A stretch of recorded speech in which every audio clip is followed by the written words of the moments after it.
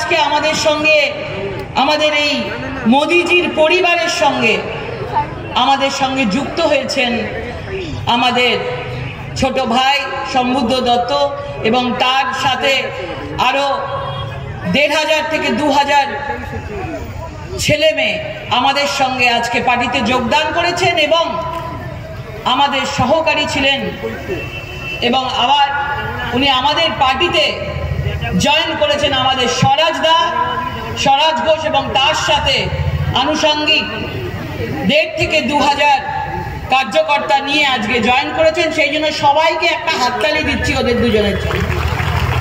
আমাদের পরিবারে স্বাগত জানাই। আমাদের পরিবার মোদিজির পরিবার আপনাদের মতন ১ টাকাও তোলাবাজি সিন্ডিকেটবাজি আমাদের কেউ করেনি এবং আগামী দিনও করবে না।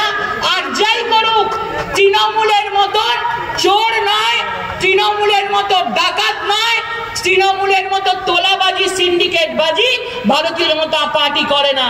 কথা দিয়েছিলাম যে ৫ বছরে যে অর্থ আসবে সেই অর্থের যেন আমরা পুরো ইউজ করতে পারি। তৃণমূল এর আগে ২০১৯-এর আগে যিনি সাংসদ ছিলেন তিনি খুব সিনিয়র সাংসদ ছিলেন, তাকে প্রণাম জানাই, কিন্তু উনি পুরো টাকা খরচা করতে পারেননি। কিন্তু আমরা আজকে ১৭,৬২,০০,০০০ টাকা আমাদের কাছে ছিল এবং আমরা পুরোপুরি সেটাকে খরচা করেছি এবং কাজ আমাদের স্যাংশন হয়েছে। এবং দুঃখের বিষয় আমাদের লাস্ট কাজ যেগুলো রয়েছে সেগুলো বিভিন্নভাবে দেখানো হচ্ছে, আটকানো হচ্ছে। এই নিয়ে এই ইলেকশনের সময়তেও আমাদের লড়াই চলবে। আমরা বিদ্যালয়ে সার্ভিসেবল পাম্প আমরা দুটো দিয়েছি 2,77,০০০ টাকা।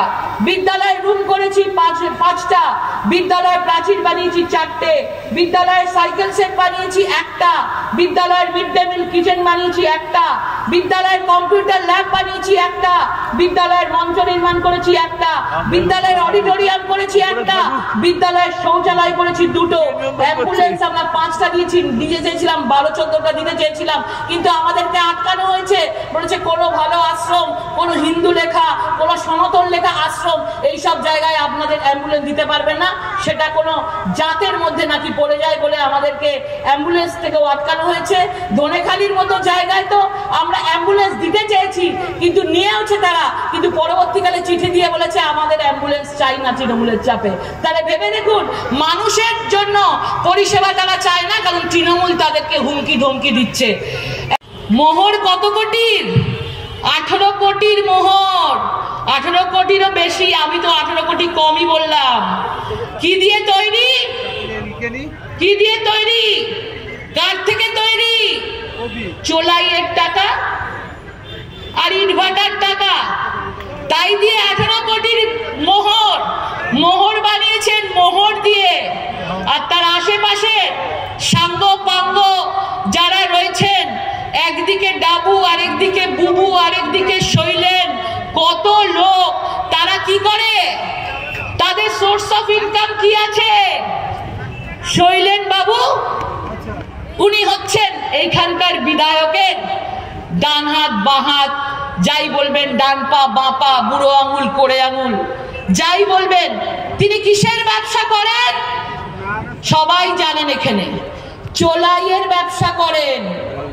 খোঁজ নিন, গুড়ের ব্যবসা করেন। গুড় কোথায় যায়? চোলাইয়ে যায়। প্রতিদিন 10টা 2টো করে গাড়ি আসে গুড় নিয়ে, সেই চোলায়ে, সেই বেআইনি চোলাই আজকে মানুষ খেয়ে, যেটা বিষাক্ত মদ, সেই খেয়ে মানুষের মৃত্যু হচ্ছে। আজকে সেই ব্যবসা থেকে তারা টাকা তুলছে। আছে এখানে বড় বড় প্রমোটার, ছিল তো ছোট ছোট দালালি করতো জমি, তারা এখন হয়ে গেছে বড় বড় প্রমোটার। কেউ ব্ল্যাক কালারের গাড়ি দিচ্ছে, তিনি গাড়ি চলছেন বিধায়ক মশাই।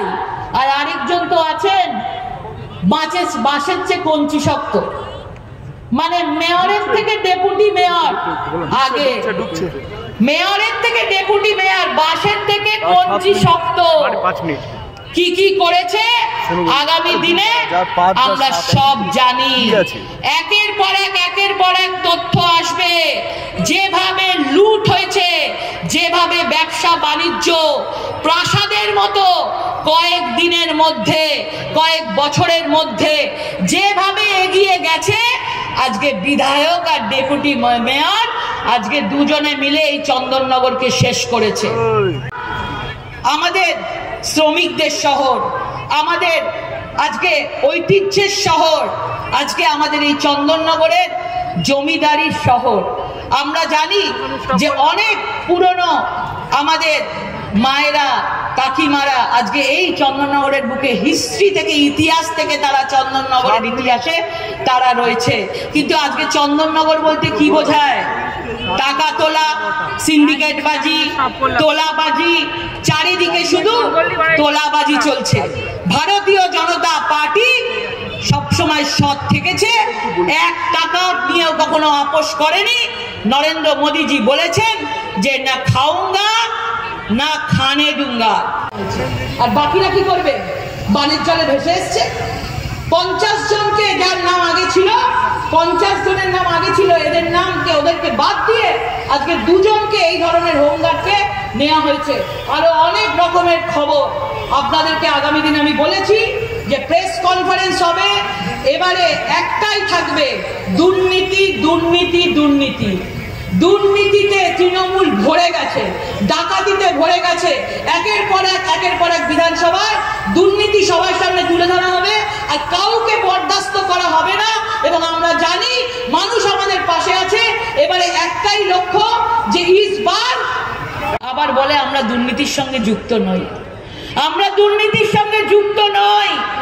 আজকে যে ধরনের আজকে এই চন্দননগরের এই হুগলি লোকসভার ভেতরে যে ধরনের পুলিশ দিয়ে বিভিন্নভাবে ধমকিয়ে চমকিয়ে যেভাবে মানুষকে ভয় দেখানো হচ্ছে, আগামী দিন 2024-এর লোকসভায় নরেন্দ্র মোদীজিকে পদ্মফুল চিহ্নে ভোট দিয়ে এই হুগলি লোকসভা আমরা পার্লামেন্টে পাঠাবো। আজকে শুনলাম অভিষেক ব্যানার্জি উনি নাকি সিঙ্গুরে বলেছেন, শুনলাম ফোন করে একজন বলল, উনি বলেছেন যে এই 3টে যে হুগলিতে লোকসভা আছে তার মধ্যে নাকি সবচেয়ে বেশি লিড দেবে টিএমসি এই হুগলি থেকে। আর এখানে নাকি এক্স এমপি প্যাড নাকি ছাপিয়ে রাখতে বলেছে। আমি তাকে বলবো তৃণমূল দলটা পুরো এক্স তৃণমূল দলের প্যাড ছাপিয়ে রাখুন। এক্স তৃণমূল দল প্রত্যেকটা লোককে বলবো, এই মেয়রকে বলবো, বিধায়ককে বলবো, এক্স বলে প্যাডটা ছাপিয়ে রাখুন। এই দলটা আগামী দিনে কাজে লাগবে। 24-এর নির্বাচনের পর 26-এর আগে আপনাদের কথা দিচ্ছি, এই দল ভাঙবে, এই সরকার ভাঙবে। 2026-এর আগে আমাদের ভারতীয় জনতা পার্টির সরকার এই বাংলার বুকে আসবে।